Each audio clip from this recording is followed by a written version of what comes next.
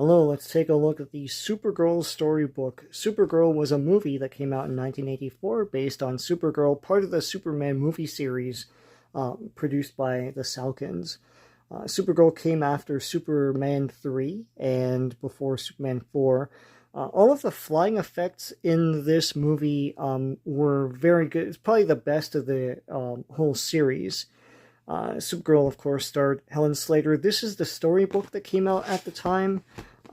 Storybooks for movies were a standard part of the marketing, sometimes in these hardcover editions, and other times in sort of cardstock cover editions. They were thin little books, but basically they were made for kids to read through and get excited for the movie about. So here's the inside cover here. These were put out by Putnam. Here's the spine.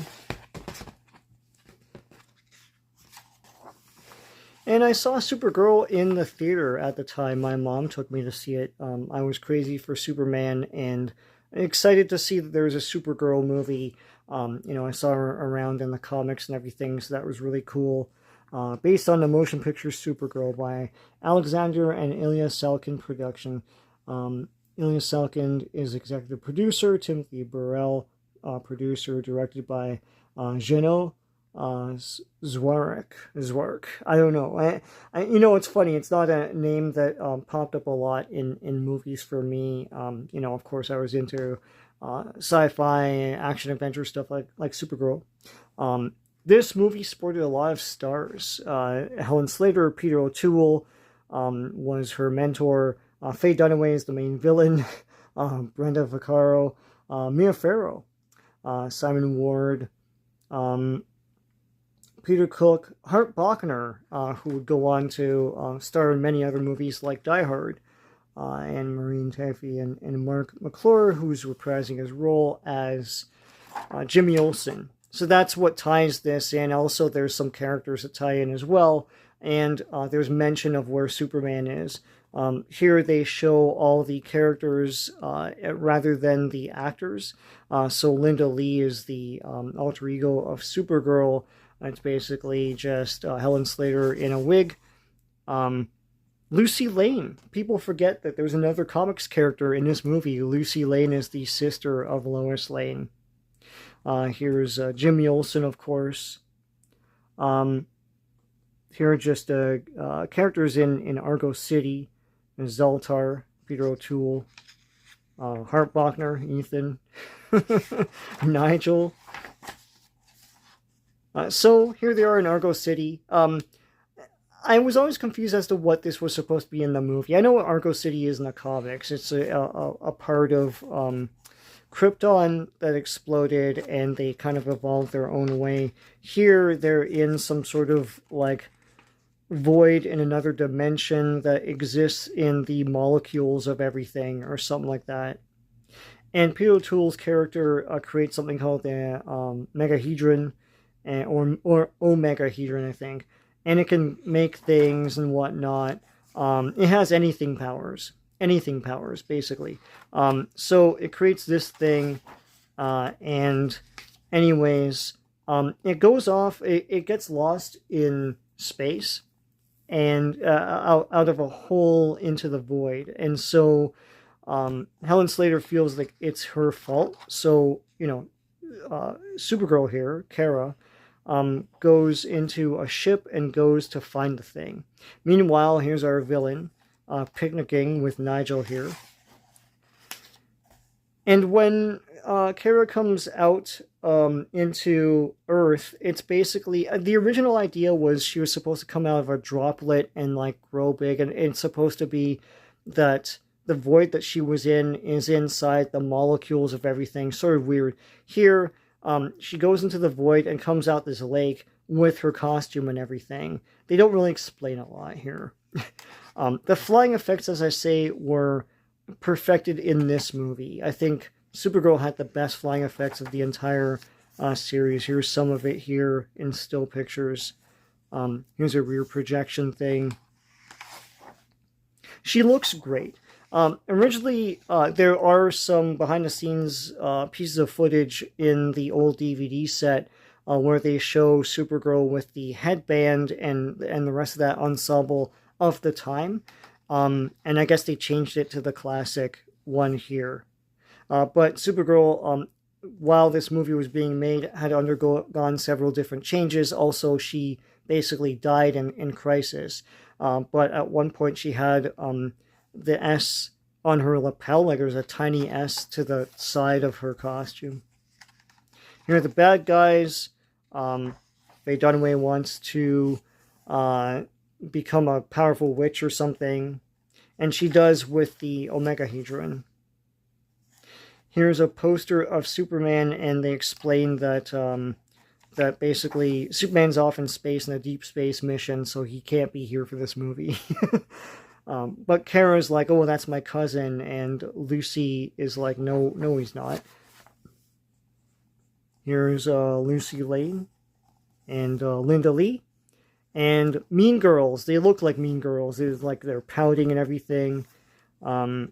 Here's Linda Lee using her powers. So every time she uses her powers, I notice that they highlight it in blue here. Pretty fun. And it's like super hearing, X-ray vision, heat vision, super hearing, and X-ray vision. You know, all the cheapest powers, right? Like, oh, I hear something a lot. Here's Lucy Lane. Cool that they incorporated characters like that here. And also they have Jimmy Olsen as well. Here's Nigel. I didn't get this character as a kid because when I was a kid, he just looked like an old man to me. But he's supposed to be vain or something. So whenever Faye Dunaway wants to punish Nigel here, she does something to his face or whatever. Here's classic Jimmy Olsen here from the Superman movies. And Linda Lee and Lucy Lane. And here, so Hart Bochner plays a guy that Faye Dunaway wants to, I don't know, wants him or something like that. He's younger, and at one point she tries to scoop him up with this construction vehicle so that, and it looks very cheap. This movie gets a lot of derision because it looks cheap, but yeah, this is, you know, one of the big set pieces, and it's just a construction vehicle plowing into things. Supergirl saves him. I like this little flying shot. There's a lot of just casual shots. These are really well done because it's practical. It's in camera. So here's Supergirl uses her strength to stop the thing. Here's Linda Lee. The main villain, the witch, is fighting Supergirl here with an invisible monster because I guess they couldn't spring for like a real monster, like for a stop motion thing. There was supposed to be a stop motion thing. It's in the comic adaptation. It kind of looks. There's a picture later on here. It looks like this guy, but this thing they didn't. They didn't have enough money to manifest it here. But Supergirl pulls out this lamp and flies toward it. She doesn't have to fly toward it, but that's, I mean, they put a lot of thought and care into her flying ability here. She's flying at ground level just to zap this thing with this this lamp. Here, Hart Bochner has a love potion spell and is in love with Linda Lee. And he tries to pick her up, and it says that Linda Lee draws back, aware that he wouldn't be able to lift her because of her super weight. So I guess being very heavy is a superpower too. So here, Hart Bochner is attacked once again by bumper cars and is saved by Supergirl. And here's a good shot of Supergirl here. This is in a time of the 70s and 80s where natural light was used a lot. I love movies of that time because you get a lot of nice, clear sunshine shots like this. Pretty neat. So here, Hart Bochner is trapped once again. Supergirl has to save him, but she gets whisked away into the Phantom Zone. So cool that this movie depicts the Phantom Zone like being inside it rather than in that little mirror thing. And so he's there with Peter O'Toole, and he helps her to escape. It's pretty neat. I don't know a lot of other media that depict the Phantom, like being inside the Phantom Zone, other than the comics. These guys look like Cobra Vipers. Pretty cool stuff. Supergirl comes and has her last battle with Faye Dunaway. And at one point, so they don't show a picture of it, but Faye Dunaway, she punishes Nigel, who's like one of her minions. And in the movie, I didn't understand what was happening. He just looked kind of disheveled. He's supposed to be older, but when I was a kid, he's just an old guy. So I don't know how he's older. Anyways, he just looked homeless or something. It was weird. It was like his clothes were in tatters. It's supposed to depict that he's older. I don't know. Anyway, Supergirl uses her super breath to get rid of these spikes where her friends are in cages above this. You can't see that. Fights Faye Dunaway and her superpowers here, and retrieves the Omegahedron and sends it back to her home. And that was Supergirl. It's this storybook is pretty cool. If you got this book, you'd be like, oh, you'd be excited for the movie. Here's the Phantom Zone.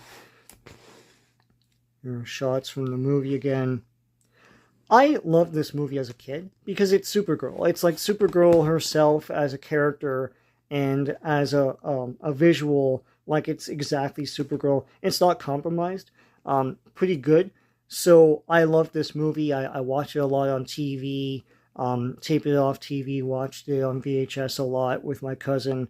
Pretty good. So these storybooks are pretty neat because they're a good sort of like marketing piece for the movie. If you like movies like this, like sci-fi, fantasy type of stuff from the 1980s, do seek out things like these storybooks and Marvel Super Specials and things. They're great compliments to the films. So I hope you like going through this with me.